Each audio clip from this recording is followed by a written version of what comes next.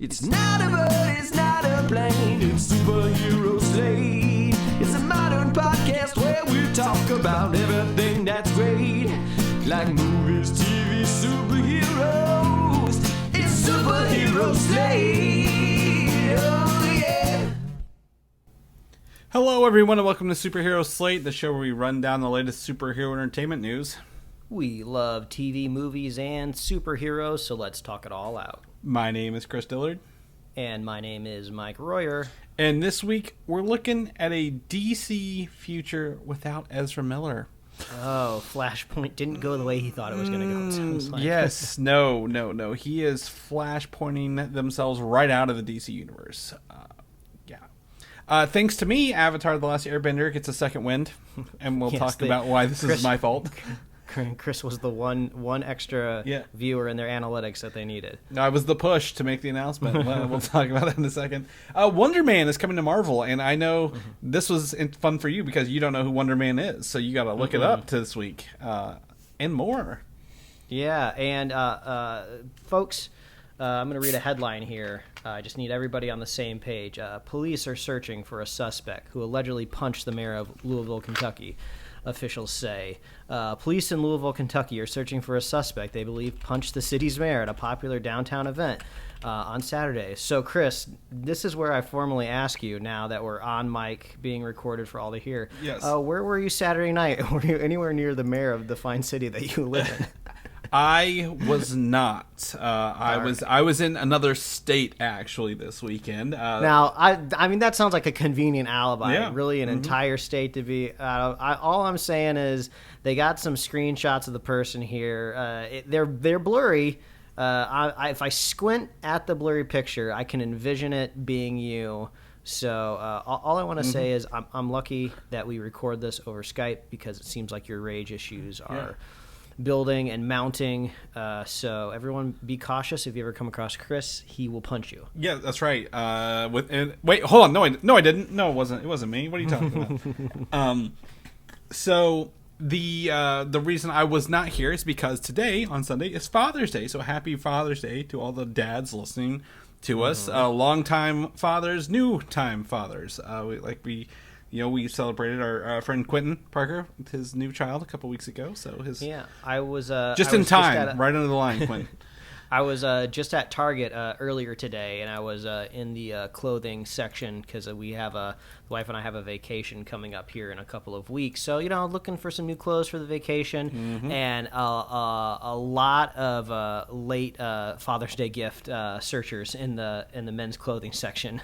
A lot of people poking, prodding around, like, oh, what do I get before I head over to Dad's?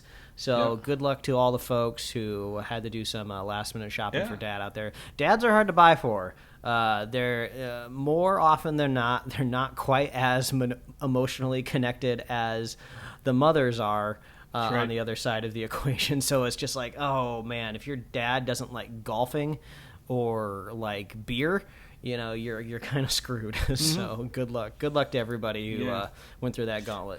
Tie sales are through the roof this time of year.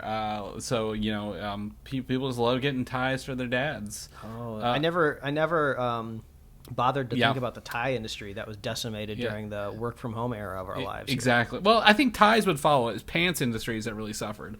You're not getting those work slacks or those work belts, but I agree. I was in Target earlier, and I saw a line of people at the card list, getting the last-minute Father's Day cards. I got my dad a Star Wars Father's Day card that had the young Harrison Ford as Han Solo on there. I don't remember exactly. I don't remember exactly what the Star Wars Father's Day pun was, but I'm sure it was like, you're a light year ahead of the others or something like that. Or I guess it would be light speed, not light year. I guess this is an awkward transition into our first topic what we've been up to. Even you jumped it here. I got my dad a Seinfeld card that said Serenity Now. So the classic stuff. But Lightyear, yes, I was able to check Lightyear like the rest of us plebeians who have to wait until it actually hit theaters. My wife and I went to see it on Thursday afternoon, and I've informed Mike. I'm not going to get into details here. I've had a busy week, so I was lucky to go see Lightyear. in the small time frame we had available, and I had a good time with Lightyear. I think it's a great movie. My problem with this film is this is not the movie Andy was watching in 1995. How they open this. This is way too emotional and relevant and kind of forward with some of this messaging than what they made in 95. Like in my head, they're like doing like a Schwarzenegger like Predator style movie with Lightyear, right? Like the one he's watching is like all machismo and he's like shooting guns and flying. This one, you hit the beach, you hear the quotes that Tim Allen makes in the movie, but it's not. I had a good time with it. I think the cast of characters is great. And again, I was very surprised by the storytelling part of it because I was led to think it was one way and it was actually another way, and how probably know what I'm talking about a little bit here, and how like the trailer said this story was going to go and how it actually went. Very interesting. I think overall it's a fun movie. I had a good time, and Mike found this out the hard way because they don't give it to you early, but there were 3 post-credit scenes if you go see this. Now, mind you, they're not like Marvel-level post-credit scenes, but there are 3 things you will see if you stay till the end into the film. It was interesting because I didn't really get to engage in any of the discourse after I watched the film since I had a chance to see it a week early. And I was actually kind of shocked to see like the reaction of at least, I'm sure, a minority of people on Twitter, but critics are not enjoying this one as much. I think people are saying it's the lowest reviewed Pixar movie, but even the lowest reviewed Pixar movie is still, I think, in like the 70% somewhere on Rotten Tomato, I believe. I haven't really checked in on it lately. And then, I will concede that maybe adding the text at the beginning of the film saying this was the movie that Andy watched was a bit of a stretch because, you kind of have to make a modern, 2020s movie nowadays. Whereas, if this movie was made back in the 90s, it's just like when you go watch Venom in the movie theaters, right? You're just like, oh, this feels like an early, version of superhero movies that's just made modern. So they really couldn't have it both ways, but I've been seeing I would say overly proportioned reactions to what is essentially a kids movie, right? Like when I go and do a Pixar movie, I know what their intended audiences is. It's an all families type of audience. This isn't the nitty gritty superhero space adventure movie that might star somebody like a Chris Pine or like a Chris Pratt, if you will. So I saw some of the people diving into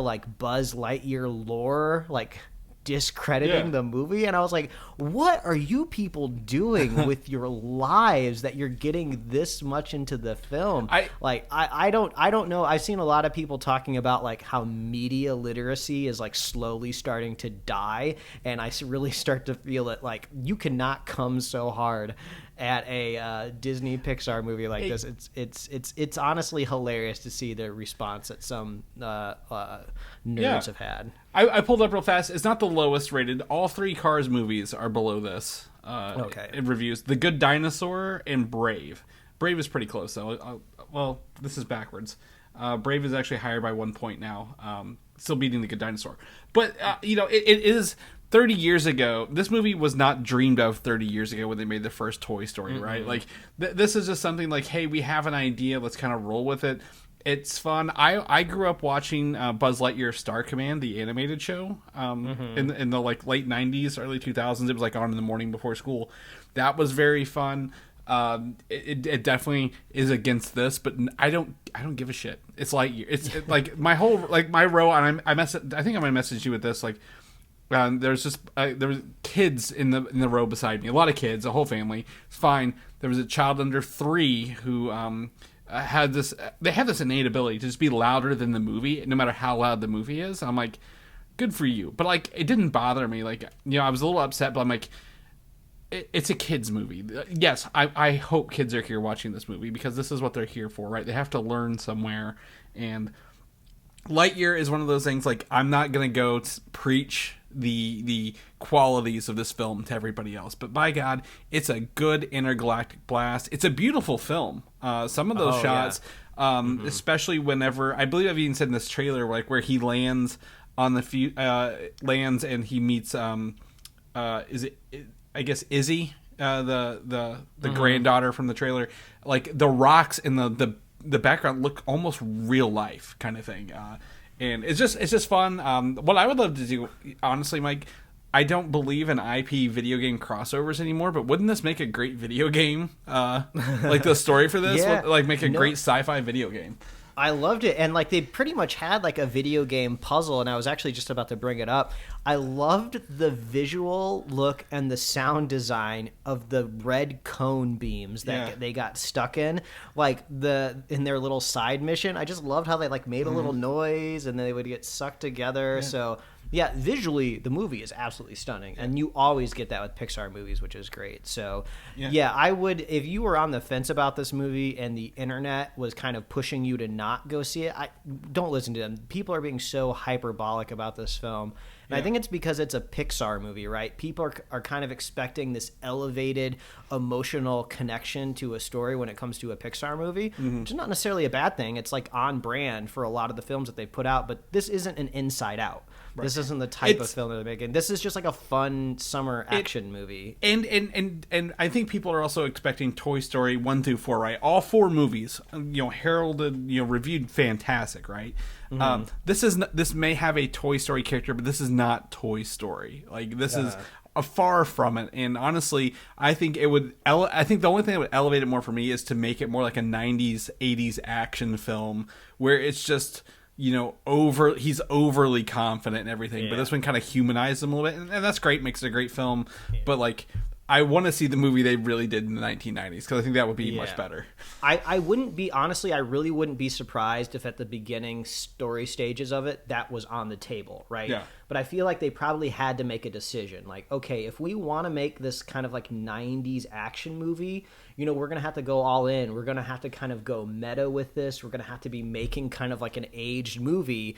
And they probably had to make this decision of, is the audience gonna accept this? Are they gonna enjoy it? Are the kids in the theater going to be able to resonate with it? And whether or not it was a good or a bad decision, I still like the movie. Like I just went in expecting to have a good time, and I did. So I as a cat owner, Socks is by far one of my favorite characters. Oh my God, stand out! I love that cat. Yes, everything he does is just fantastic all the way through. And I honestly I didn't think it was Taika Waititi for a while who voices is it Mo, I believe. Mo, yeah. I thought it was the guy from the IT crowd. Moss,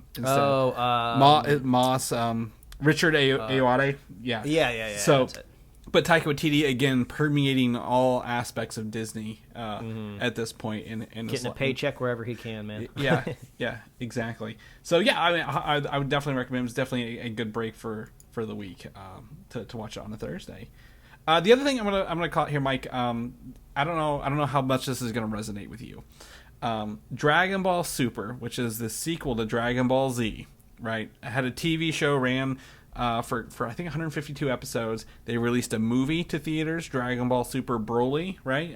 So they canonized the character Broly, who had 3 Dragon Ball Z non-canonical films. They're releasing another movie. It's in Japan right now this month, but in English, Dragon Ball Super Superhero, August 19th in theaters here.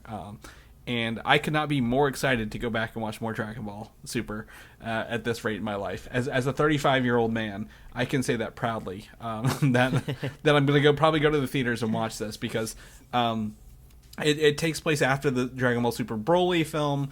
It uses some of the newer 3D animation for it, which is pretty cool.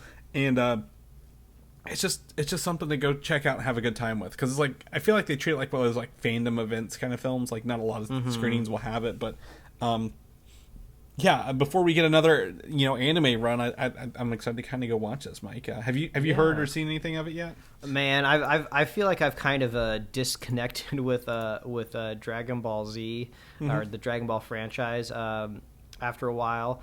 But I was driving down the freeway the other day, and I saw somebody who had a license plate that said Big Goku. And I was like, good on you. I want that license plate that says Big Goku. That's awesome. Yeah.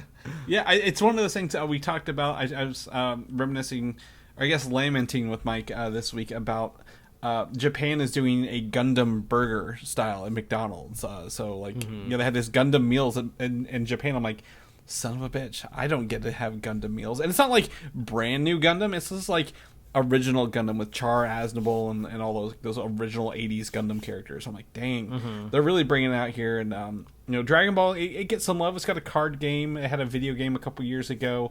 It's still making money left and right. I think it's like one of the biggest properties for I forget who owns it. Is it Bandai Namco? Probably. I don't think it's Shonen, is it? Or is it Shonen? Well, the anime or the manga is in Shonen Jump, but I don't think they own the like everything else outside of that. And it's still actually got a manga going. Like they haven't converted it to anime yet.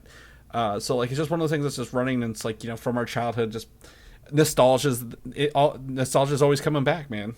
So I'm excited to watch this. I might give me an opportunity to go rewatch the Dragon Ball Z movies. There was like Revenge of F or something like this, a Frieza movie, and then there was another one, Battle of Gods and Broly. So I might dive into it this summer, put it on in the background. But there's another anime-like show I've been watching, and we'll talk about that here when we get to the show notes. But you didn't introduce me. You showed me some sort of jelly/jam, or at least I thought it was. I was very. There's a peanut butter blurry in the background, Mike. You can't fault me for thinking it was. Yeah, this was a bit of a stretch. I was trying to think if I watched anything particular this week, and I guess I hadn't outside of what we normally talk about on the show. So I was like, well, I just went to Trader Joe's, and I got this thing called ube spread. If you're not familiar with ube, it's this kind of like purple sweet potato that I believe is popular over on the other side of the globe from where we are right here. And they made this like spread out of it, and it's just absolutely delicious. It's like sweet and savory. It's got umami in it. We spread it and put it on some kind of like toasted English muffin style. So if you can put it on like some hot carb or something, it's just absolutely delicious. It was at Trader Joe's, ube spread. It's in this little kind of like purple jar. It was just so good. Yeah. Like I'm gonna find like 1,000 things I can do with it. So that's my recommendation for this week. Ube spread. I bet you didn't see that coming, everybody. I don't know if I've ever seen that in a grocery store, but I'm also not looking for it. Yeah. Well, like what store did you get it at? It was Trader Joe's, and they've been doing other ube inspired products there in the last like year or two. They have like this ube pancake kind of mix that's really good. It's nice because I think they either replacing all of the flour or some of the flour with rice flour, so you're kind of getting like this different texture on the pancake, so that was really good as well. I think they also have like a little shortbread ube cookie, but I haven't tried that one. But the ube spread is absolute fire, so next time you're at Trader Joe's, keep a lookout for it. You won't be disappointed. It's so good. So good. All right, well, if I get over to Trader Joe's, I'll let you know how this is and how it's going. Let's go ahead and do housekeeping. A couple weeks, we will be doing episodes, but Mike, you will be gone, right? Just for everybody to know. So we will be maintaining this show for the foreseeable future, but Mike may be gone a day or two. So yeah, that's right. I'm very, very excited for you. If you find ube spread where you're going, Mike, do let us know. Or if you have to take your own, I will let everyone know. Yeah. So let's go ahead and drop this on. I was having trouble sleeping last night, but Mike, always checking the news, always looking for updates here, sent me this fantastic news drop of an article here. Warner Brothers, including the newest guy, David Zaslav, I believe. I don't remember his last name, started with Z, is looking to drop Ezra Miller after the Flash movie releases next year. Ooh. This was like a crazy news week for Ezra Miller, and for me finding out about it, because last I checked, I would say like midweek, it was like, oh, they're looking for Ezra Miller because they're trying to serve him papers for like when he like punched somebody or threw a chair in Hawaii or something. Yeah. No, it was actually, it's neither of those. they said he was like grooming this girl who was like 13 or whatever. Well, that was a separate thing that I learned, because like basically I've been following the Ezra Miller news. I feel like with memes, and like the last meme I saw, it was like Ezra Miller fighting everybody in Hawaii, and then all of a sudden there's this thing where like a child has gone missing with him. So I looked it up, and they have been supposedly or allegedly grooming a non-binary person. At the time, I think they were like 16 or 17. Now they have aged to legal age. So now there's like this kind of like legal gray area, and they have like disappeared somewhere across the globe. Where in the world is Ezra Miller and his groomed friend? Well, so they know where this person is. They're with their father, so that's good. The biggest thing is the last one I read, which was, I guess, at like 2 in this morning, because you sent me down this rabbit hole while we couldn't sleep. Ezra Miller has deleted their Instagram account after posting about, hey, I might be in another multiverse kind of thing, and cannot be found by police to be served the papers from those people on, I believe it's a Native American reservation, is where he was. There's lots of like weird like kind of twists and turns to this story, but I cannot stress enough how you should not be following this news from Chris and I. Yeah. We will be talking about like the maybe the interesting or unique circumstances that might come from the movies that he's in, but I have no clue. Yeah. I'm not really keeping up with the ongoing legalities of it and who hasn't been alleged to do what now. So go find a more reputable news source. All we know is Ezra Miller is this firebrand that is going down in flames, and it made me think about when we watched the newest Fantastic Beasts movie a couple weeks ago, and there'll be like a little bit of spoilers about that movie here, but go ahead and jump forward. But I don't think the movie's very good anyway, so I wouldn't save yourself if you care too much. I don't know if there's spoilers in the movie, but that's fine. Yeah. But basically Ezra Miller is all but written out of the franchise in the last movie. And it really makes me wonder if he is also just a hassle to deal with on set, right? Mm-hmm. You know, because all of this news about, you know, the legalities of him fighting people and possibly abducting people have all come out somewhat recently. But the last Fantastic Beasts movie was filmed like, you know, a year or two ago, and he had been in subsequent movies. So I wonder if he's also just like a pain of an actor to deal with on set, and someone's like, let's just write him out of this franchise. I'm tired of dealing with them, and lo and behold, the person's predictions come true, and they really lucked out. Well, I do know there were reports of him being trouble on Fantastic Beasts, but you know that he wasn't. Sorry, they weren't as big previously before the Fantastic Beasts movie, right? They were in more indie films, if you will. So. Who knows? Like I said, we're not TMZ over here at all. But boy, the news keeps piling up for this dude. So whatever trouble they're having, I hope they find a solution. But this is really starting to hurt a major franchise I'm actually looking forward to, because I like the Flash as a character, and he's got some really cool powers. They've got Tim Burton's Batman, Michael Keaton back on board. You know, they've got a Supergirl in this movie. There's a lot, you know, I'm excited for this film. There's not one, but 2 depictions of Ezra Miller, Barry Allen, in this movie as well, because we've seen that there's like another alternate version. So, yeah, it really makes you wonder, you know, I don't think we have any particular Aquaman news, but, you know, Amber Heard every week gets more and more taken out of that film. So Ezra Miller is the star and the center of the Flash, so I don't think there's any possibility of like a recast at all. The movie, it seems to be all but done and will be released. But I guess it possibly depends. Like, the news could get worse. It seems like there is a trend where it just gets worse every week.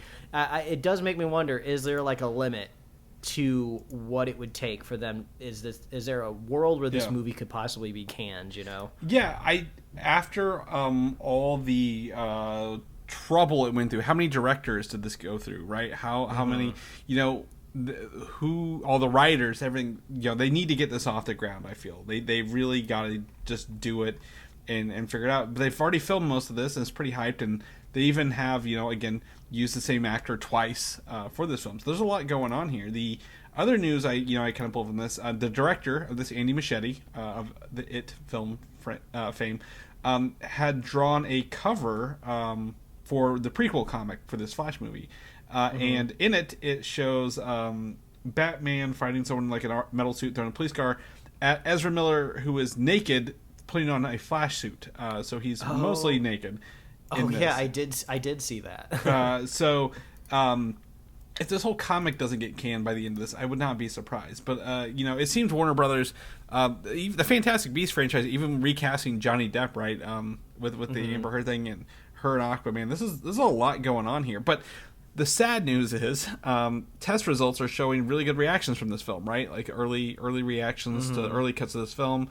But it's very risky to keep this actor. Now, something we've talked about, other articles have also posited, is like, due to Flashpoint, do they recast, like, let Ezra Miller have this film and they recast him at the end? He comes out looking different because of the Speed Force, because of the time changes, so on and so forth, and use this movie as an opportunity to get Ezra Miller out the door officially, while also introducing somebody else who's a little more stable. Or it's really not reactionary. Chris and I were both throwing around possible fan castings. I threw out this kid by the name of Anthony Turpel. I think that's how you say his last name. But he plays a best friend in the Hulu series Love, Victor. I wouldn't be shocked if you're listening to the show and haven't watched Love, Victor, but it's a fun little kind of coming-of-age teenage story that just wrapped up its third and final season on Hulu.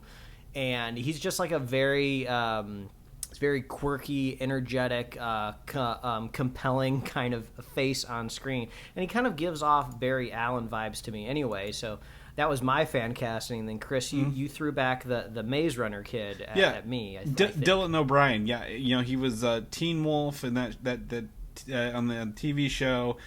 He's in the Maze Runner movies. He's the voice of Bumblebee in the latest iterations of the movies.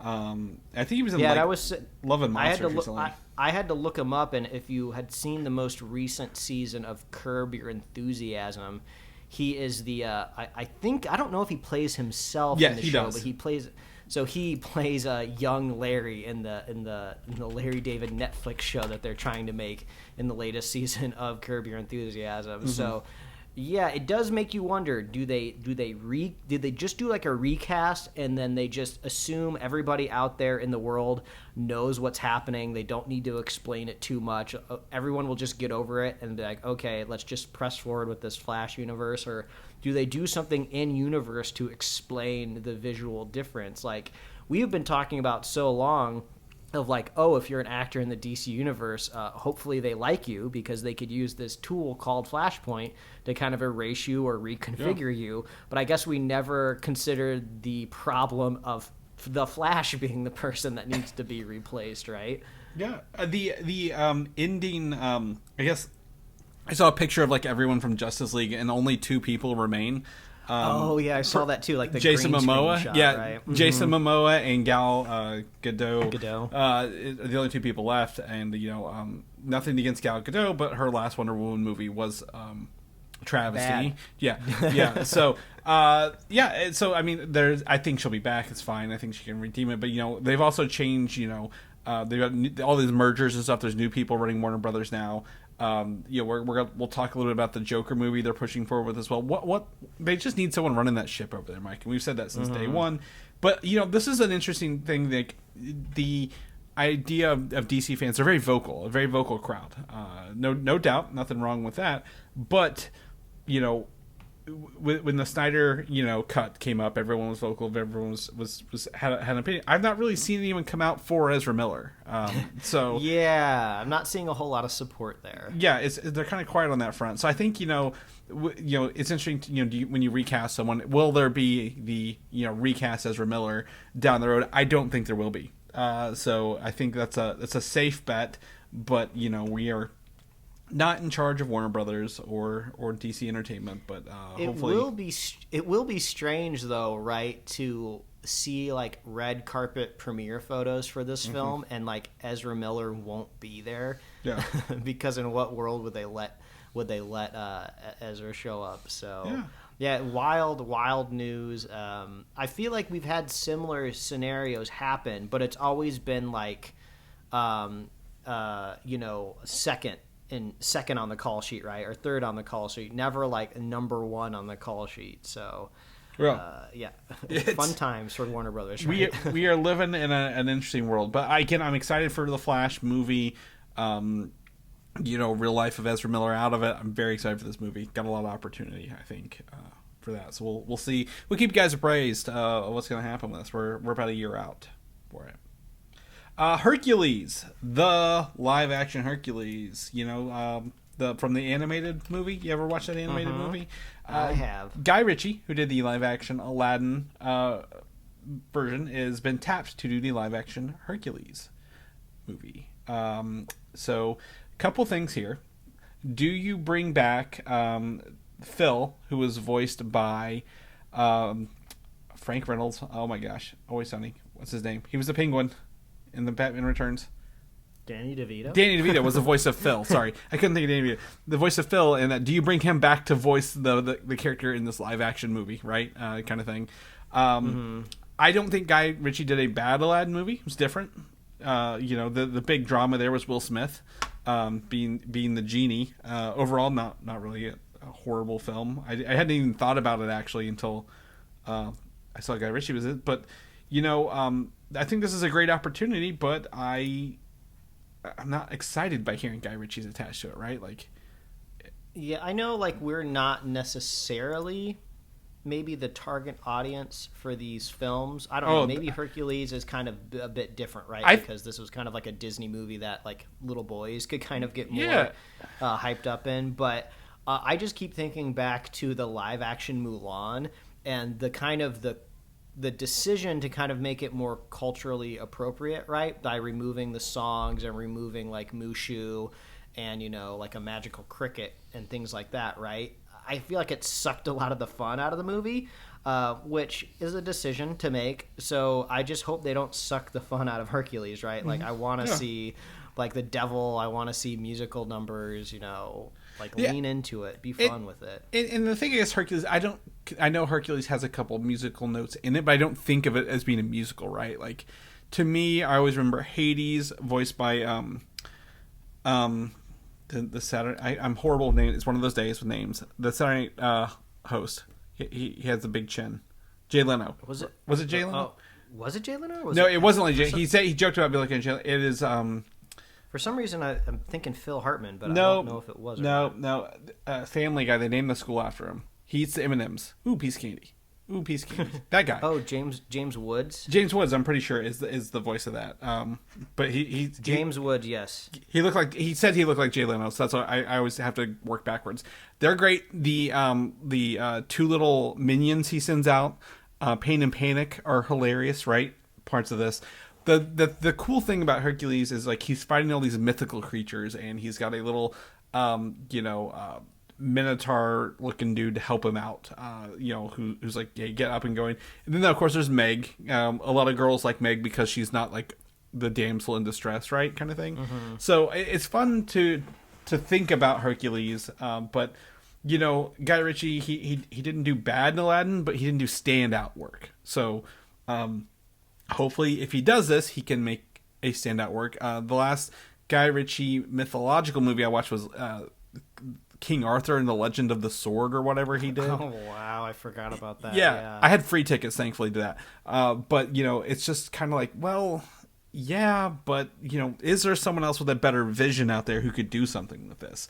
Kind of like when Tim Burton took on Alice in Wonderland, right? Kind of elevated that movie up a little bit.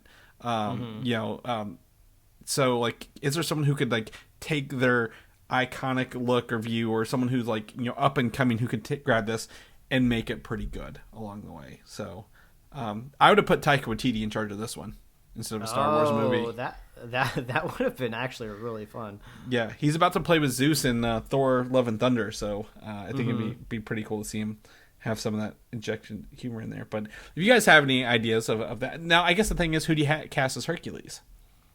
Yeah, like what? It is interesting, right? Because now that you're going live action, now you have to like, peg like a visual age onto Yeah. Hercules because is the character in the movie like it's an adult, right? Like early 20s. Yeah, like mid 20s at most. Yeah. Yeah. Because there was a TV show. Speaking of animated Disney shows, Hercules, where it told the story of him and Phil in between him training with Phil before he got to the adulthood. Yeah, when he was like a teenager. Yeah, you gotta find. You just gotta find an Adonis out there in Hollywood, right? Someone to embody like a Greek god. So, good luck with that. Yeah, and has the humor to nail it because that's a very humorous role, right? Like he's got to be like he's got that. I know I'm the son of I'm a demigod kind of thing, very strong, but it's kind of goofy. So we just don't want to good looking at, but we'll chalk it up as a possibility. Earlier this week, I was watching Avatar: The Last Airbender. Mike, I finished the last 2 episodes of book 2, which is where I ended off, and started book 3 because there's only 3 books in this whole thing. I know you're watching it, and I haven't really heard anything about. What are your vibes? What vibes are you getting from this? Man? I think it's fun. It is a bit dated. Like I can feel it being like a 2005 kind of show in terms of like some of the stuff. The characters are interesting. I think I don't have bad vibes. I'm just not. For some reason, I'm just not jiving with it yet, and maybe it's because I kind of it feels predictable right now. But maybe it's because we are 15 years at post, and I've seen all the memes, I know all the history. They did a sequel show even already, and I'm just like, it's not. I wish I would have caught this in the moment, but I missed it. Yeah, I wouldn't malign somebody coming at it brand new and not getting as hyped as other people who had a chance to watch it when it was airing. But at least you're not. It doesn't sound like you're negative on it. It sounds like it's overall it's a net positive. Yeah, I've been trying to cram in 3 or 4 at a time, right? They're 22 minutes. You can kind of get through them pretty quickly. It's interesting that voice acting's good. Book 3, Mark Hamill shows up as a voice actor, right? So that's always a plus. So I'm watching this. I believe it's maybe a Tuesday night. I think a Monday or Tuesday night. I forget. And I message you. I'm like, hey, watching this. Move on. Next day, boom. Avatar Studios come forward. They're doing 3 animated movies set in the Avatar: The Last Airbender universe. Nice. And I have literally no details from this, but the rumors. I guess the first thing, Lauren Montgomery, who worked on all the shows previously, it will direct the first one. So great. They brought in someone who has history with the show. The rumor is the first movie will focus on Avatar Kiyoshi, who has made a popular resurgence in some of the books and other storytelling lately. The second will focus on Zuko, the character of Zuko. Somewhere in his journey, we don't know where, and the last one will be in a Legend of Korra era movie. I've seen I've seen that report retweeted out a lot, so it seems like it could all but be true. But if that was the case, that seems like a very smart trilogy to kind of hit there. Kiyoshi. They've yet to do anything as period beyond just flashbacks, so that would be interesting. That I would say is a very popular, more relative to the timeline to kind of follow. Zuko, I would only assume it would be for the hunt for his mother, which I believe is covered in a lot of the comics/graphic novels that I have not read, unfortunately. So I do wonder if we're going to follow that. And then the Legend of Korra does make me a little curious, right? There's a lot of discourse out there in the Avatar community of, what side are you on? Do you like Korra or do you not? But if you're a reasonable human being, right, you can just watch it and enjoy it for what it is. And you don't have to stand on a different side of a line. So, but that did have kind of a definitive ending to it. So I wonder if they're going to continue it, maybe place something in the middle. Either way, getting more animated Avatar is amazing, and I'm always down and excited for it. And the fact that it's going to be a movie is really cool too, because not only has the animation and the fight scenes and the choreography always been amazing in any Avatar show I've ever watched, to see it kind of at a a theatrical kind of budget and timeline and time scale is really cool, because we might get to see a lot more attention paid to just even like minor things when it comes to like fights or choreography or storyboarding. So yeah, I'm super hyped for this. Yeah, it's a great opportunity. I know a lot of people are on the fence with the Netflix live action show, right? When the actual like people who created Avatar left the show, they created Avatar Studios. There's a lot of opportunity. I believe is it Paramount / Nickelodeon that own this? Yeah, it seems like it would probably be Paramount. I wouldn't be surprised. Anything new would go to Paramount, whereas like anything legacy would be like Netflix still. Yeah. So it's gonna be interesting. Will this go to theater? Will this not? I don't know. Will they bring back some of the original voice actors? Right, a lot of the voice actors have kind of grown up a little bit. So I think it's gonna be interesting to kind of see what they do with that a little bit, because there's been, if they do the Zuko thing, he was like what last seen when this came out 2005. So 15 years ago when that ended. So.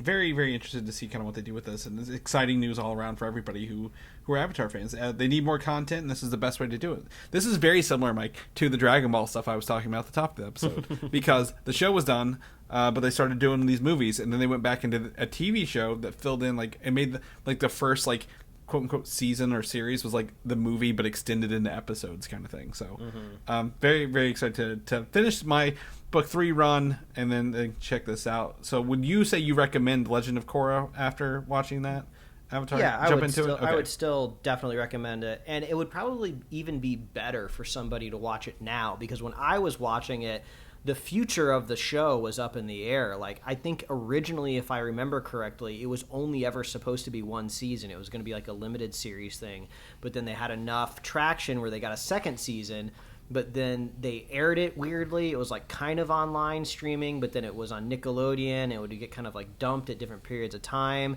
So like viewership fell, and the possibility of a third and final season was kind of like wild. So now the fact that you could just watch it straight through, you're going to have a much better time than people back in the day had to watch it. Awesome. Yeah, it was like, what, 10 years ago, I think? A little under, maybe. So, yeah, there's always that.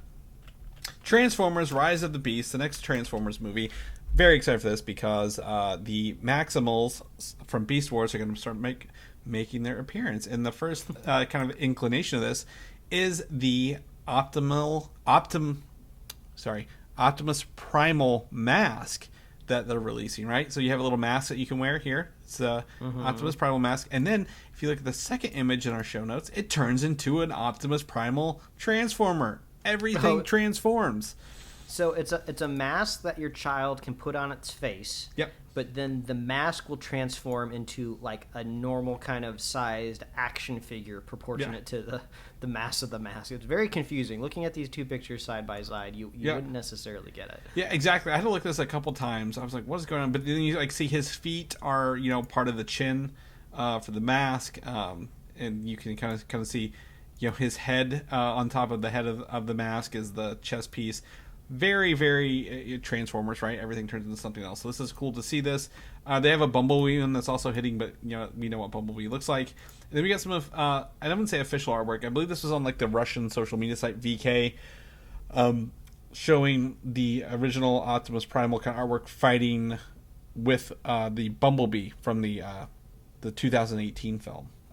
So and like, do I say it again? Because I say it every time Beast Wars comes up. I mean, robots in disguise, right? That's the phrase that we've heard over and over again with Transformers. So is Optimus literally going to be a gorilla, starring alongside of Haley Steinfeld, right? And then all of a sudden the gorilla transforms into a robot? It's hilarious to think about. But actually looking at this Russian artwork, it kind of makes a little bit more sense, right? Because a gorilla, I'm sorry, could not transform into the size of a semi-truck robot, right? That the scale is totally off. And actually, I've seen some behind-the-scenes stuff with Transformers, and the special effects animation people went out of their way to make sure the volumes that transformed outside of these cars still match the robots that they turned into. So they're not going to make a gorilla transform into like a semi-truck sized robot. So looking at this little Russian artwork, we do see that like Optimus Prime gorilla style is roughly the size of car Bumblebee. So I could see like maybe an extra large gorilla, like maybe the biggest gorilla I've ever seen could possibly fit a robot inside of it. You know, this conversation is hilarious anyway. But well, I don't know. If the toy mask doesn't look like a gorilla, the toy mask looks like a robot gorilla. So yeah. So couple things here. Let me go on. I'm gonna fact check you here for 1 second. Optimus Prime is not Optimus Primal. They are two separate. I knew you were gonna say it. I knew you were gonna say it. So Optimus Prime is still in this as a semi-truck. Ron Perlman is the voice of Optimus Primal, who will turn into the gorilla, which we cover that. Now, the other ones, if you watch Beast Wars, like Rat Trap is a rat who is the size of he's bigger than the cheetah in there. So, like, they throw that in the show, now mind you, this is in the movie, they throw that right out the window. They're like... But also... you don't have to worry about it so much because really, honestly, Beast Wars doesn't make any sense because they don't need to be disguised because there's no humans on the planet. It's like it's like primal. It's like back in the Jurassic era or whatever. But if you need to hide, like a Rat Trap could not hide in our society. Right. It would be the biggest rat the planet has ever seen. His name was Rat Trap before he took on the rat form as well. Just going to point that out. It makes and Cheetor was obviously a cheetah. The whole point, they had the beast forms in Beast Wars because they were the energon on the Earth like hurt them, so they had the beast form to hide from that. It was much different transform. It's fine. Haley Steinfeld is also not in the sequel, the follow up. She'll be in Bumblebee 2, but not Rise of the Beasts. It's got that guy from Into the Heights, Anthony Ramos, in as like the lead character. So I expect a little bit more action. I'm excited to see the hell out of this. Because I love Beast Wars. Yeah, and also the pivot that the Transformers universe has taken is good. The Bumblebee Haley Steinfeld movie is good. Yeah. It's a good movie. John Cena's even in it. Does he survive the movie? I don't remember if he dies or not. I don't think they killed him. I think I'm gonna have to look this up. It's been a hot minute. I can't believe that movie's 4 years old. Yeah, I mean, like John Cena's never been hotter than he is right now, career-wise and also just jacked-wise. So if they could bring him back at some point in time, even better. But yeah, all I'm trying to say is I'm looking forward to see a gorilla transform into a robot. The wiki page that I pull up has like Rhinox in there as well. I'm like, that's exactly what I want to... I want to see a rhinoceros transforming. They've got... Can you imagine being at the zoo and seeing an animal's head like pivot 180 degrees and fold back into its shoulder blades, and then a robot head pops up? Yeah. Truly terrifying. Yeah, they've got Rhinox, Air Razor, who's a falcon, and Cheetor, who's a cheetah in there. So I'm very excited for those. Now, we got a great probability here where we have never had... beast transformers interact with vehicles. There's a chance we could have a gorilla riding inside of a car, so I better see that. Oh yeah. Well, they've got RC, right, who transforms into a motorcycle. So what if you have the gorilla driving the motorcycle? My God, yes, this is how you reinvent this universe, and you get me back to the theaters to see robots. Yeah, Barry, I want to see more. I want to see some. I think they had some at like CinemaCon, some footage, very very short. So I'm excited to see some of this. But like, my heart, I literally, before I went to Texas, walked into a Walmart and bought 4 Beast Wars toys because they had them. I'm like, my heart just beats for this. So I'm excited to see it. I'm a sucker for it. No matter how bad it's going to be, I'm gonna go in and just see my childhood come to life there. But you bring up a good movie, Mike. Venom, the franchise Venom. So we're gonna talk a little bit because Tom Hardy, he's on it. He's not a co-writer. He's got a co-story. Tom Hardy and Kelly Marcel. And Kelly Marcel's writing Venom 3, Mike. The script is here. Boy. I can't do this anymore. I cannot abide by this Venom franchise any longer. So, number one, we don't know who's directing it. At this point, I don't think it matters because it can take a good director and just, mediocre it. But two, Tom Hardy seemed to imply in this that this is the last one. This is the last Venom hurrah for him. We got a little cameo of him in Spider-Man No Way Home, but this will be the one. So, what do we want to see in a third Venom movie? For me, send him to fucking space, man. I guess that's what I want to see, send him to space. Or if he has to stay on Earth, I want to see him not fight another Venom. Okay, right? Make the other villain not a color swapped version of him. And B, can we get Morbius in here? I'm joking, but No, that's exactly what you need to do. Like this, I'm so uninvested in this. I love the idea of going to space, right? Because we haven't even hinted at kind of cosmic travel in this universe. Well, so just do it because I don't care anymore. Well, the first movie, it started with them trying to go to space, right? Because they all landed from a meteor kind of thing. I'm like, okay, well, maybe send them back. Let's go figure out what's in space. And I love the idea because we both agree we don't want to see him fight goo anymore. So I love them doing the exact opposite to 11 and send him to an exclusively goo planet where it's nothing but goo everywhere you look, and the goo fights are off the chain of just goo clashing into goo, and there's not a human in sight, and Tom Hardy just walking around trying to figure out how to survive on this symbiote planet. I'm not going to like it either way. The franchise is off the rails. I don't want it or need it anymore, so you might as well just make it stupid. This needs a Thor Ragnarok reinvention, right? It needs, to embrace the goofiness, but with color. I get it. Venom is a black and white character.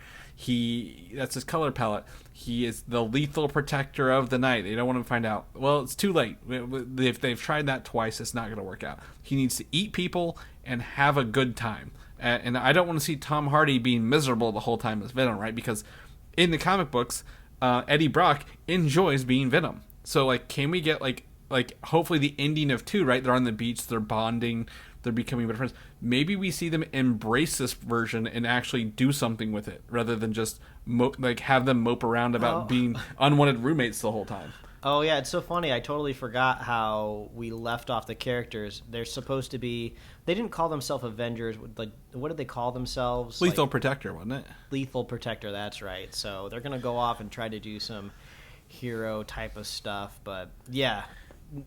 Anyone should not be surprised my feelings about Venom by now. Yeah, but if they know this is the last one with Tom Hardy, at least, and Sony is notorious for rebooting things, right? Let him go wild, let him go hog wild. You've already greenlit it. Let's just get it done with. Go wild, and then if it's fun, people will probably go watch it. Go maximal about it, right? They're making all of their money from China anyway. Set the whole movie in China. Everything about every thing and every person in the movie is Chinese except for Tom Hardy, and I just want to see them just cash out. I want them to just rob the bank, get as much box office as they can over there. Just do what Transformers did. Now, I'll tell you what, I don't know a movie recently that's released in China. It's been rough. I think with the Disney movies have come out there. Lightyear didn't even. Yeah, with the kind of I don't know if it's just the healthiness overall of just kind of the Chinese box office, right? They just maybe don't need the support of American movies as much anymore. Well, they're also there's a silent feud with Disney right now, right? They wouldn't update Spider-Man. Doctor Strange and Lightyear both have same-sex couples in this references if you have that, they won't let you release in China. So, I mean, my guess is, and we talked about Spider-Man, America doesn't rely on China for the money anymore. They can do it everywhere else. But yeah, that's true. And also, you don't want to. You want to create a world moving forward where you don't have to depend on a specific country, to hit your quotas, right? With box office. Do you remember Iron Man 3 had a scene that was only released in China? I can't believe that still to this day. Yeah, 10 years on, 9 years on, and now they're now, to hell with it. It would be funny. I wouldn't like this any better, but it would be more interesting if they just decided to sell that 10-minute slot of the movie to like every country. So every country gets to shoehorn their own kind of like local regional, like when you're watching the Super Bowl and like when you get to the third and fourth quarter and you start to see local TV commercials, right?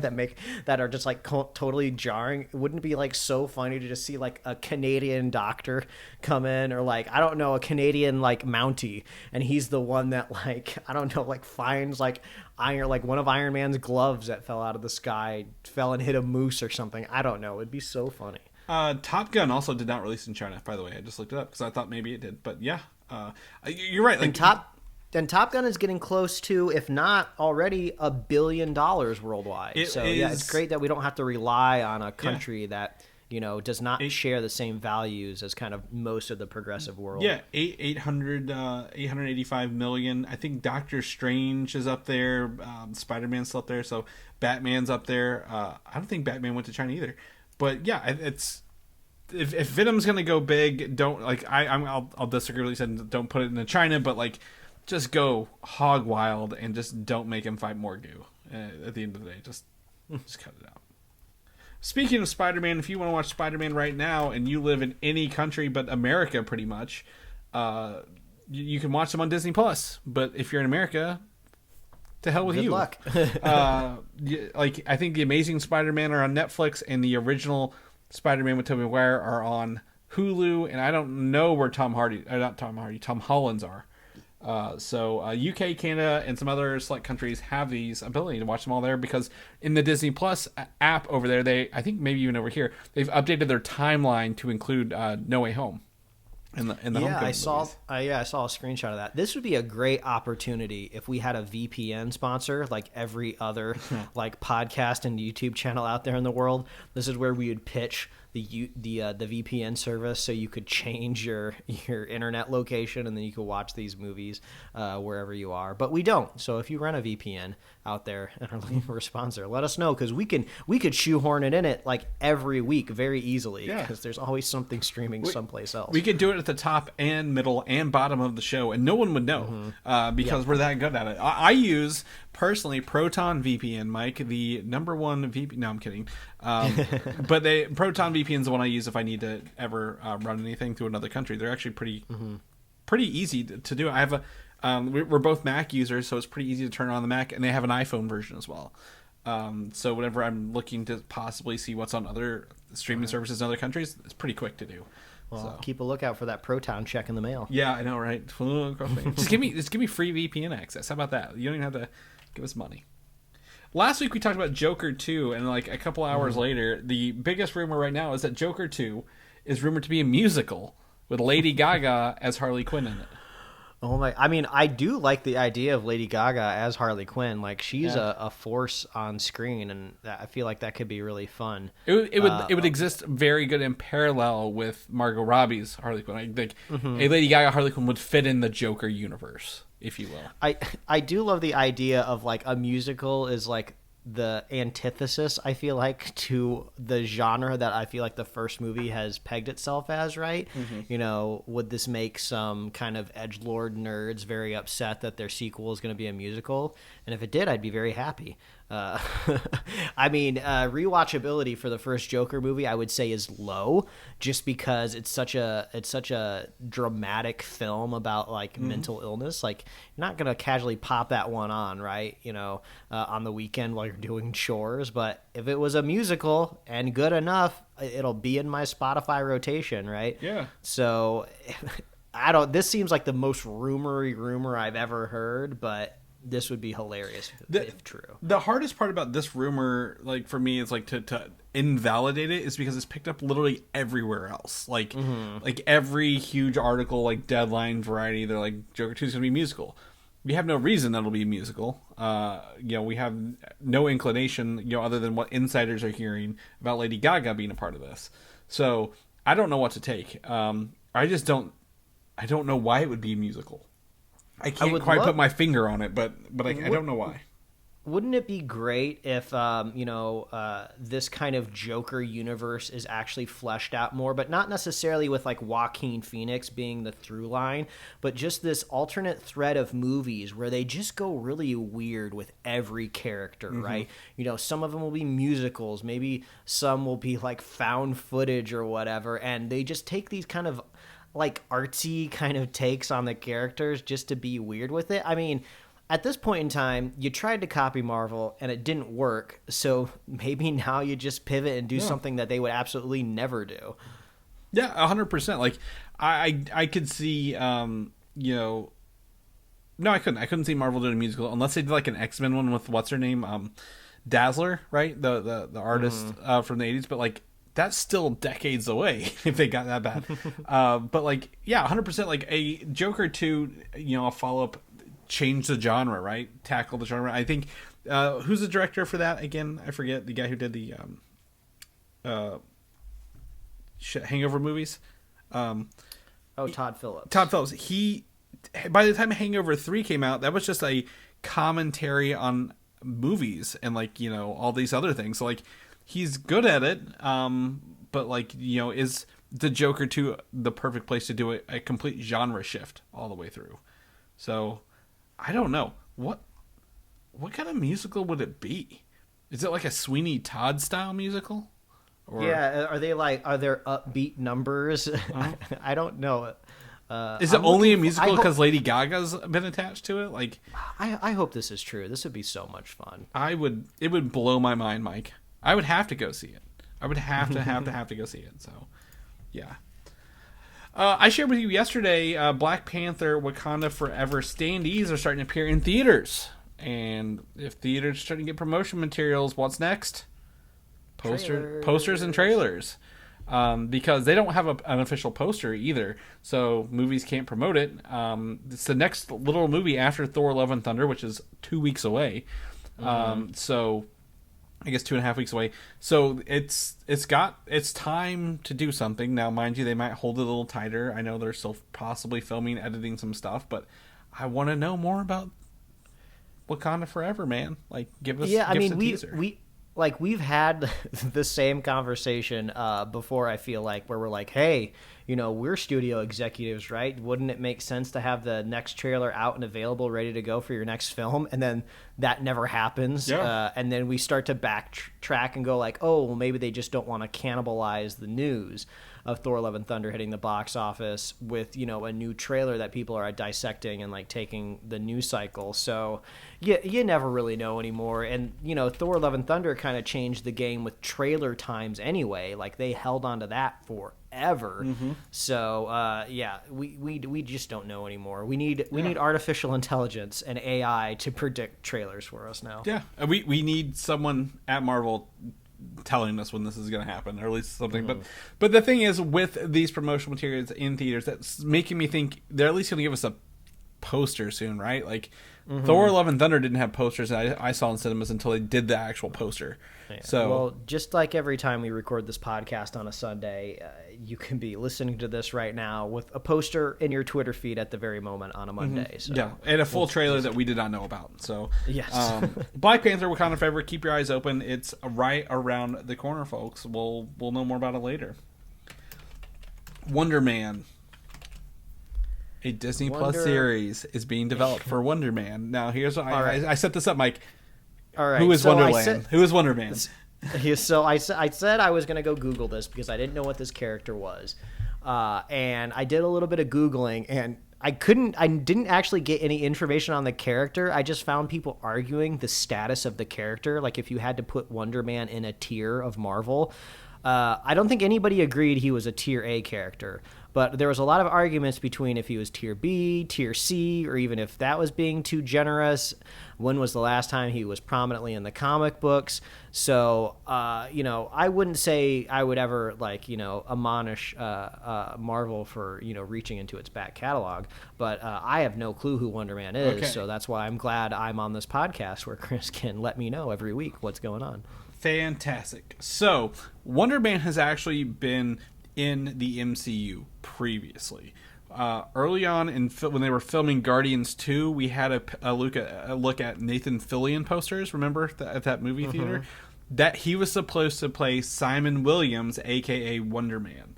That those scenes never came to fruition, but they're kind of like in the background. I think blurred in like a scene. Like you don't know, you never know. But he is an Avenger from the 80s who kind of has, I wouldn't say it's a cosmic ability, but the way it works, he's a very popular man, but he has red glasses because he has like red energy that looks kind of like Pym energy oozing out of his body along the way. But he's very popular. He's very kind of almost invincible. He's like very. I would say if you take the Vision and make him more human, that's what you get out of this dude. But he's a person. Either way, his whole point in the comic books is that he's popular. He was an actor. You know, he is very much, you know, like someone you would like a famous person in the Marvel universe along the way.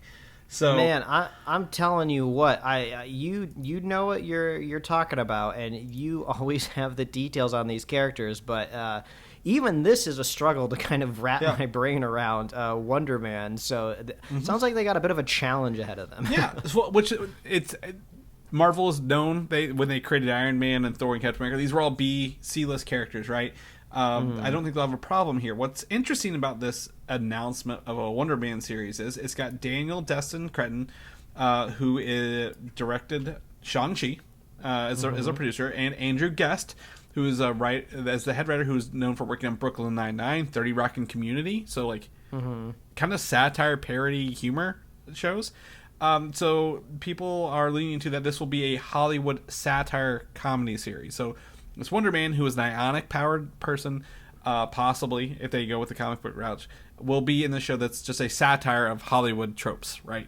Yeah, I mean, I don't hate that idea. I mean, I would say, you know, pop culture out there, we're familiar with the idea of kind of like celebrity, like superheroes in a way. Who's the Mortal Kombat character, right? Is that Johnny Cage? The exact same. Yeah, so we have Johnny Cage. Yep. This is pretty much every superhero character in the Seven, in The Boys, right? They all have like a Hollywood connection, and they're superheroes as well.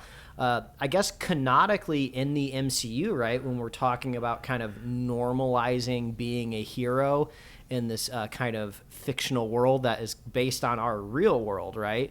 I guess it's only a matter of time, right, before there's an actor who has superpowers. Yep. And I would imagine having superpowers makes it easier for you to become famous and become an actor in that world, right? Well, and it's kind of like the opposite, I guess, of Kingo, right?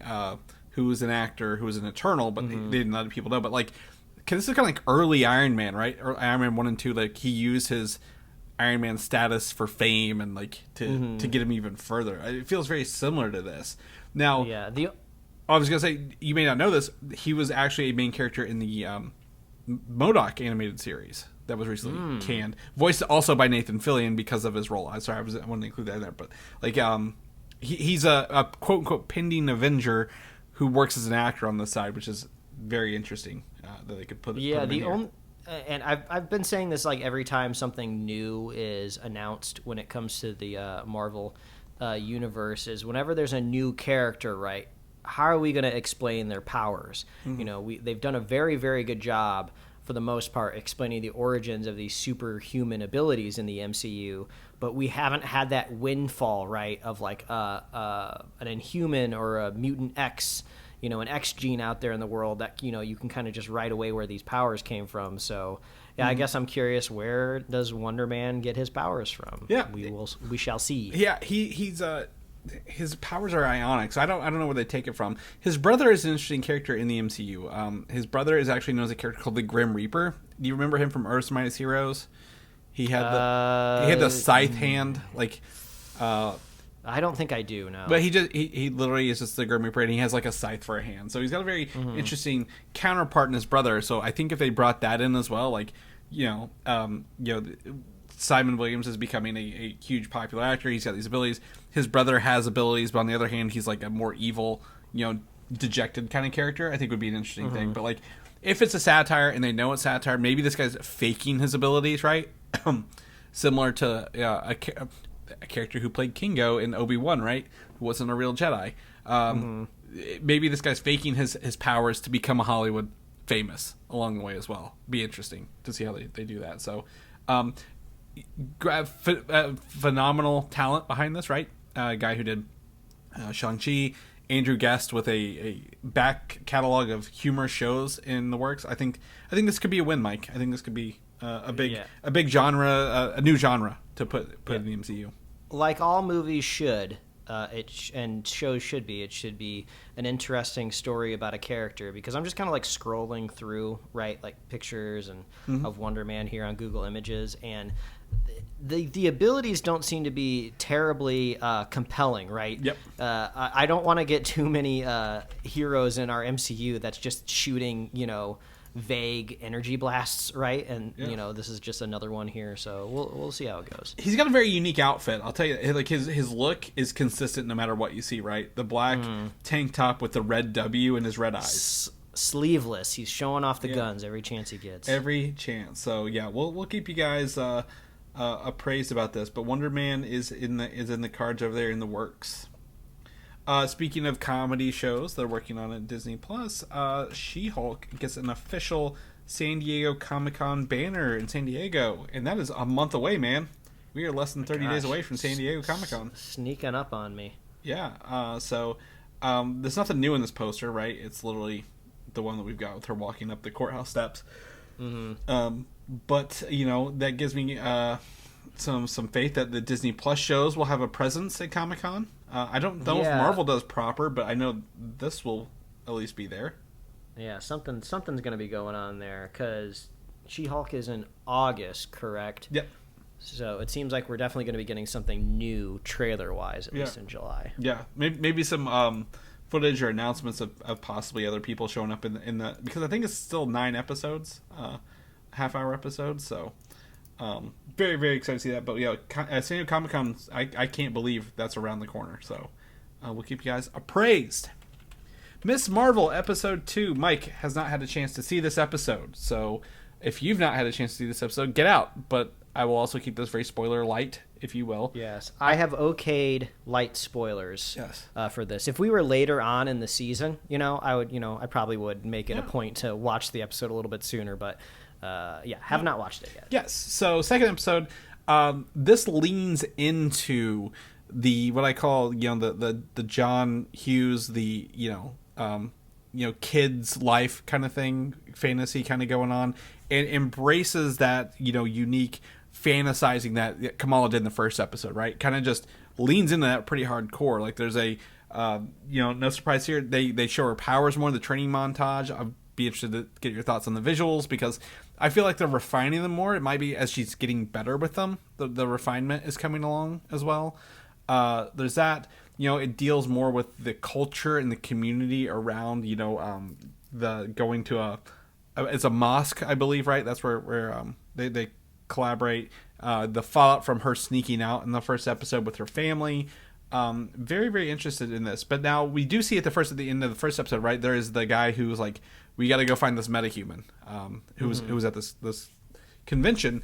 So this agency says, we're gonna go catch metahumans. So it makes me think there's more people out there with powers than we think, right? Because we don't know if it's Shield. I don't know if it's Sword. I don't know who this is. Do they say metahuman? They do. That's what I was gonna. That's what I was gonna say.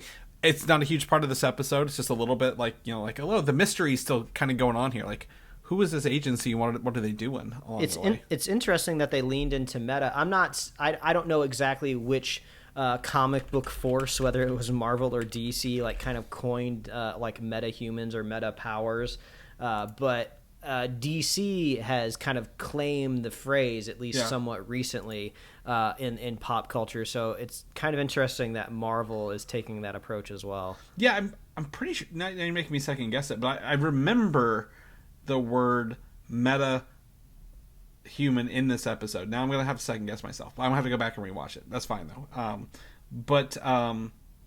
This was another fun episode. Like we talked about, is that the animation, the drawing, like her like ability to kind of like imagine things around the world right. Is that just in the first episode? Are they going to run out of budget as she's doing this? They lean into this a little bit more.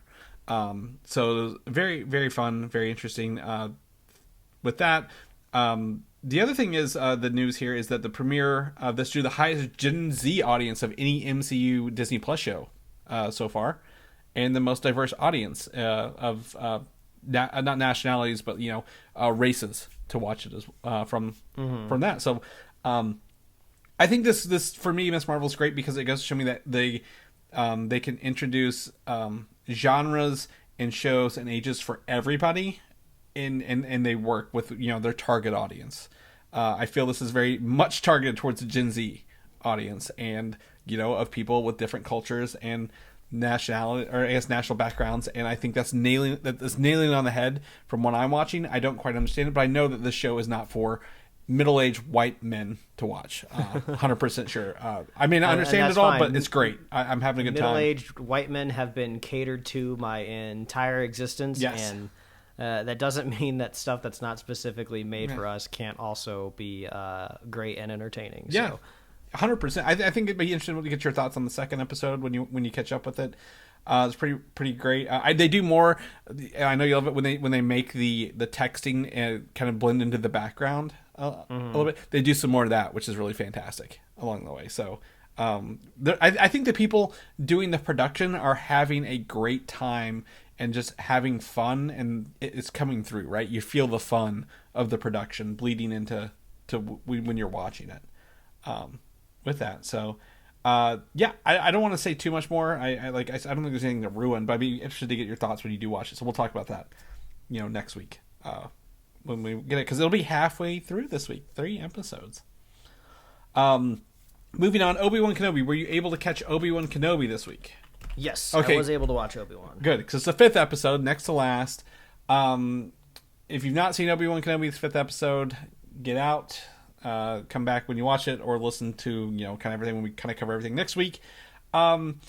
This had one of my favorite Darth Vader scenes, Mike. When he grabbed the shuttle and was pulling it back down, I was like, oh damn.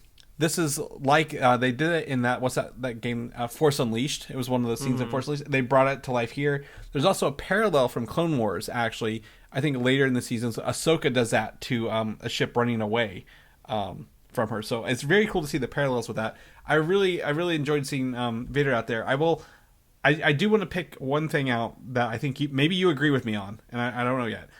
I don't like the lightsabers in this show. And I say that because they feel too, like, I can see them using a Force FX lightsaber, and it doesn't feel like it's actually like a lightsaber. I'm like, they're using a glow stick, not an actual lightsaber. Yeah, it is kind of interesting, right? Because we were so used to the visual language that was introduced in the original trilogy and then also in the Clone Wars. Like, now that we have this technology to kind of like show this like light scattering in real time, it almost makes me wonder, like, is there like a middle ground, right? Because that's what they do in movies a lot. Sometimes what it literally should look like always isn't what like the audience necessarily needs to see. So I wonder if it's just as simple as like turning the brightness down on the lightsaber a little bit.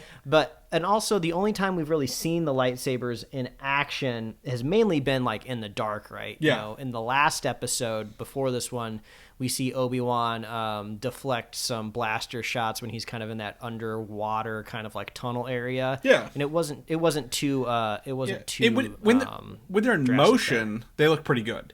But it's when they hold them still, I'm like, that's just a glow stick. And then you go back and look at like the 2002 Clone Wars, where like they literally photoshopped, like everyone just had a hilt, and they like they went to effects and added the blade for everybody. Like, I love that because it feels like a sharper blade than this does. Like, it feels too rounded on the end. It's an interesting conundrum that they have to deal with for sure. I love lightsabers. The light glowing off of them feels more natural, but at the same time, I'm like, I kind of miss the old kind of weightlessness of it. I mean, that didn't really distract me all too much, but overall, just kind of like an Obi-Wan update from me in general, since we didn't really talk about it last week. I don't think we've talked about it much really since it premiered. It's still just an okay show for me. Nothing is really like standing out, making me jump out of my seat, like going, oh my God. the kind of like reveal that Reva was a youngling was interesting. I would say it was the first time something I would say that actually compelled me during this season.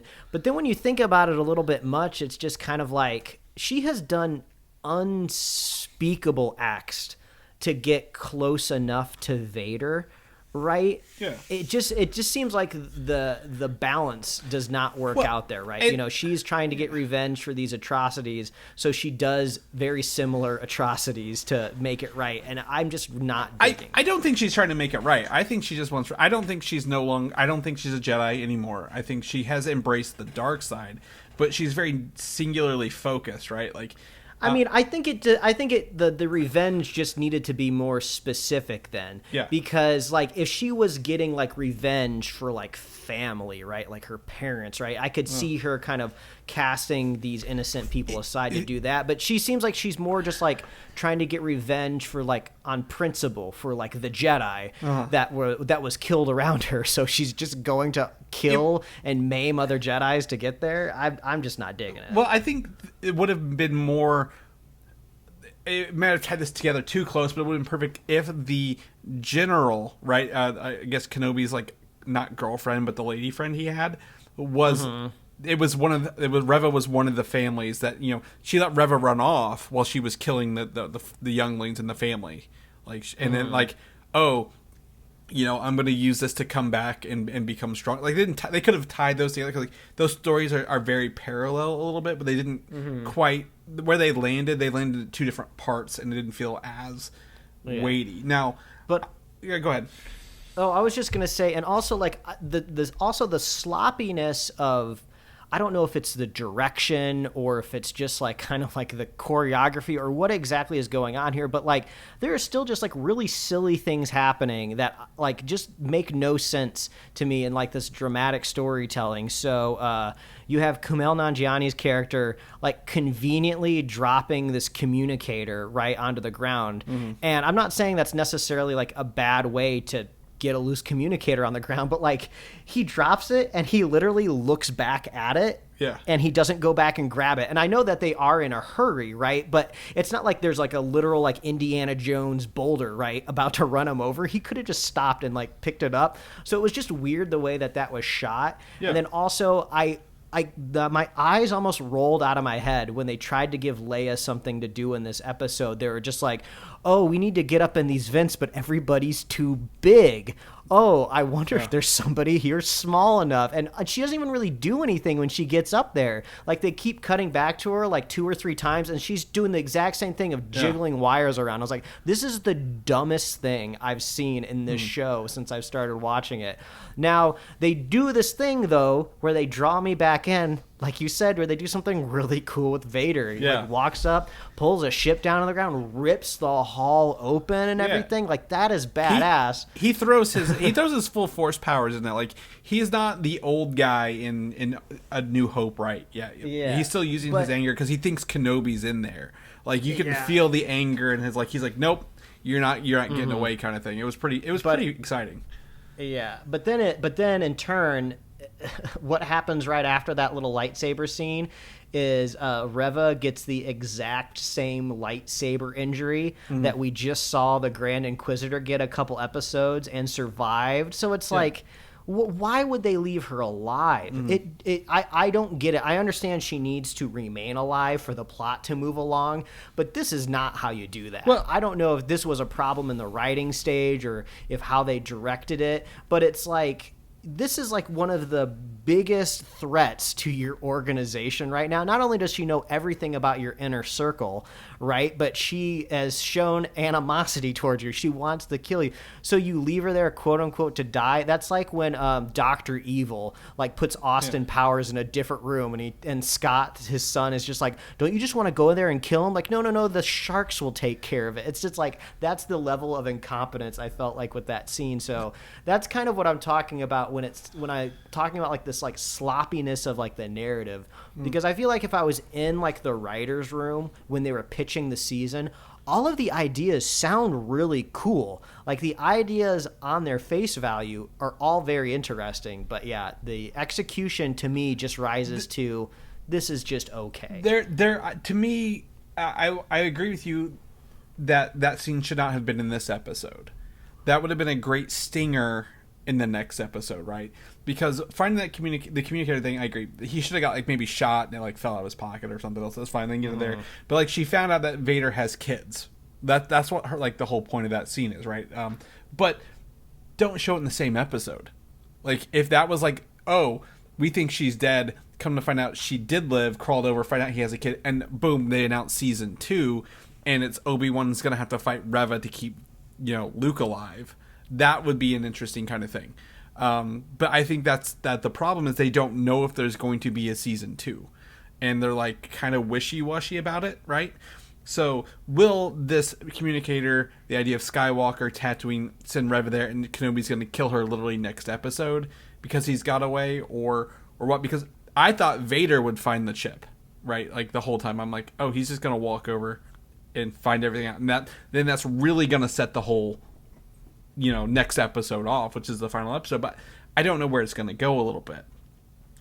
It was fun to me. There's two things I'm going to say I really enjoyed here. I love the opening with the Clone Wars era, or not Clone Wars, the pre-Clone Wars era. Oh, I totally forgot about the parallel of like Obi-Wan training Anakin to say, hey, here's your lightsaber battles. And that was cool to see him use his old blue lightsaber because he only had it very, very shortly in Attack of the Clones. So to see that, how does Obi-Wan beat Anakin? It's, he uses like your will to win is your downfall, right? Like you want to beat me, but you're not thinking of the big picture, which is cool. The other part is to see Obi-Wan kind of come out of his shell since episode 1 a little bit more. And to me, and this is not my opinion or thought, someone else put this out there, but one of Obi-Wan's biggest draws throughout all of Ewan McGregor's tenure, right? 1, 2, and 3, well, I guess even A New Hope, is that he's a great negotiator. Like when he was a Jedi, like he was learning to go do hostile negotiations kind of thing. Like he could use other people to his advantage rather than fight them head on directly. So it's fun to kind of see him use that a little bit more. Like, hey, I'm using this my knowledge to get out of this without having to face Vader directly. But I don't know where the next episode's going. Like we have no doubt these characters, Obi-Wan, Vader, Luke, and Leia live. So they're getting back, but like, what's the final step of the show, and how does it end? Is there a face-off with Vader, or will they do a surprise season 2 announcement for us and take it to the next step? I just don't know. With only one episode to go, I feel like you usually know, right, by now, like where this is going to go. I think he's going to fight Reva on Tatooine next and have to kill her to save Luke because she would use Luke to get to Vader. But we find out he doesn't know he has a kid yet for a while. I think we're all, right, kind of hoping that there's an altercation between Obi-Wan and Vader. That's all we're honestly waiting for. So, yeah, it makes you wonder exactly how that happens. Mm-hmm. Because Vader can't know about Luke just yet, but he does. I don't know. He doesn't know. According to I looked this up. According to Marvel Marvel Comics and Disney and Star Wars, he does not find out about this until much later than this era. Yeah, it's a storytelling needle that is being threaded here for the sake of getting Ewan McGregor on the screen again for a little while. All I have to say is looking forward to more Mandalorian next year. Yeah, I'm going to lean the other way a little bit. I'm a little more warmer on this series. I like Star Wars. I like the evolution of the story. I think has been great if you look at the from start to where we are now. But I miss the classic lightsabers. I thought I praised the light bouncing off things, right? It makes the scenes seem much better, but I'm missing like the weightlessness of them. The fact that they're a beam of light rather than a clear tube with a light shining through it.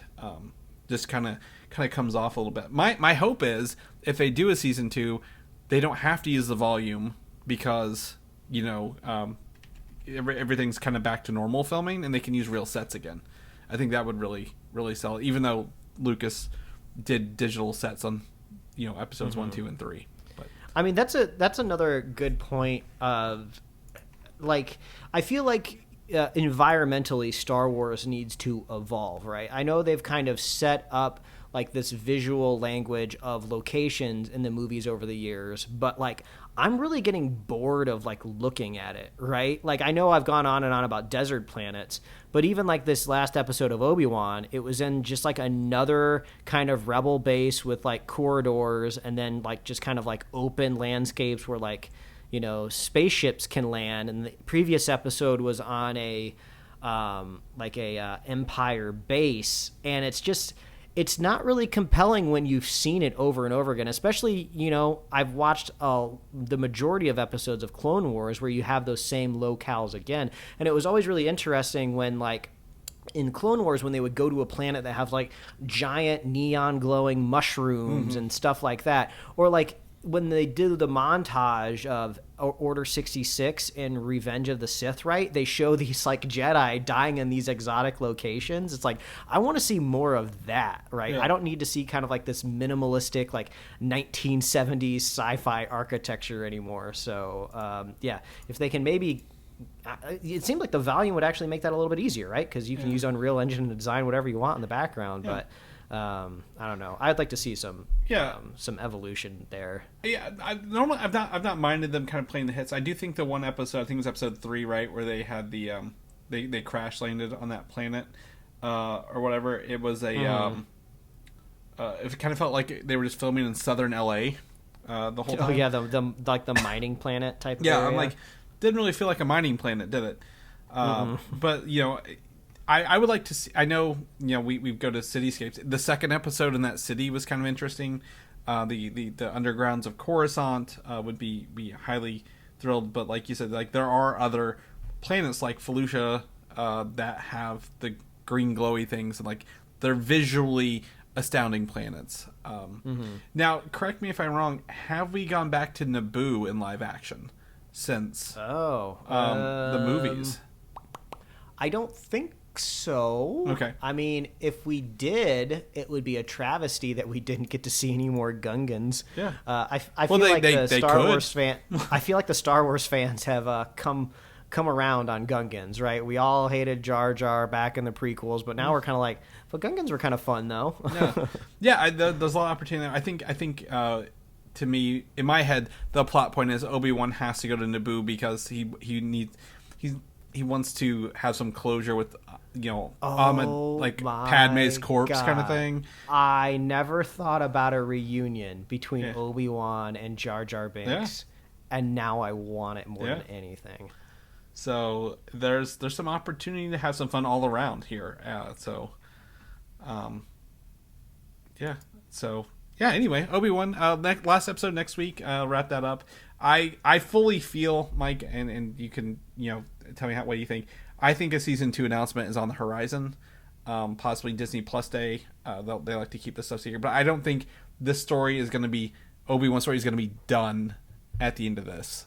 It seems like there's two, not necessarily threads out there hanging, but I don't feel like they could emotionally wrap up this version of Obi-Wan in just like 50 minutes, right? It seems like he needs a lot more character progression to get to a place to where you would pick him up, you know, in A New Hope. Yeah, I don't think his week-long venture in the middle of his 20-year stay there is what turns him into the Ben Kenobi we find later.